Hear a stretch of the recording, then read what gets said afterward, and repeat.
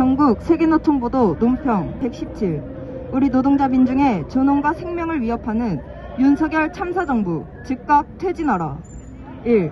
윤석열 참사정부가 노동자 민중의 생명과 안전을 위협하는 각종 반노동 책동을 감행하고 있다. 최근 노동부는 특별 연장근로 사용일수 규제 완화를 주창했다.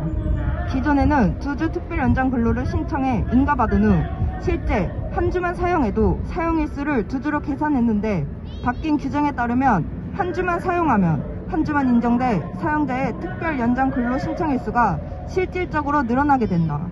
더해 30인 미만 사업장에 주 8시간 추가 연장 근로 허용 시간을 2년 더 연장하기도 했다.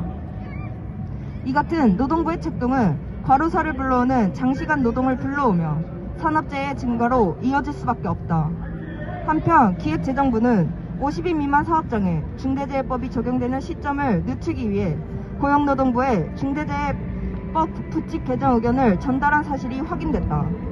중대재해의 80% 이상이 50인 미만 사업장에서 발생하고 있는 현실에서 기재부의 의견은 중대재해를 심화하고 자본가에게 면죄부를 주는 악랄한 책동이다. 더욱 황당한 것은 국토교통부가 건설 현장에 부실 행위가 발견돼도 관리감독 업무를 게을리하지 않았음을 입증하면 건설사에 책임을 묻지 않는 면책조항을 신설하기로 했다는 점이다. 부실공사는 필연적으로 노동자 민중의 죽음으로 이어진다. 2. 윤석열 참사정부가 있는 한 우리 노동자 민중의 존엄과 생명은 계속 유린당하게 된다. 최근 참사는 윤석열 정부의 그 원인과 책임이 있음에도 윤석열 참사정부는 책임을 지기는커녕 참사를 정략적으로 악용하고 책임을 민중들에게 들씌우는 극악무도한 만행을 거듭하고 있다.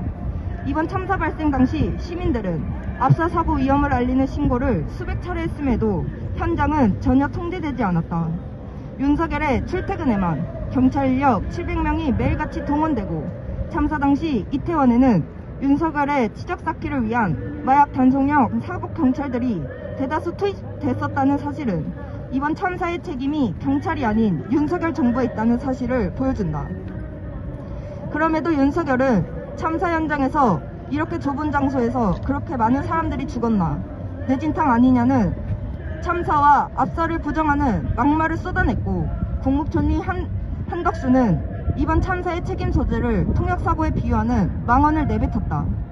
이 같은 윤석열 무리의 만행은 이들이 인간의 탈을 쓴 야수물이라는 것을 보여준다. 어떤 대형 사고가 발생하기 전에는 같은 원인으로 수십 차례 경미한 사고와 수백 번의 징후가 반드시 나타난다고 했다.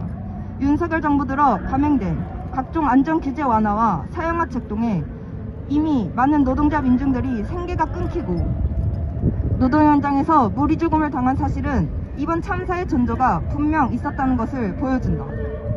3. 노동자 민중을 죽음에 몰아넣는 윤석열 참사정부는 즉각 퇴진해야 한다. 윤석열 정부와의 하루가 멀다 하고 감행되는 북치맥 전쟁 연습으로 인해 이 땅은 언제든 전쟁이 터질 수 있는 위험천만한 국면이 조성됐다. 전쟁이 터질 경우 우리 노동자 민중은 전쟁의 총알바지로 전시경제의 착취 대상으로 반민중 파쇼무리의 학살 대상으로 처참하게 전락한다는 것은 인류 역사가 보여준다.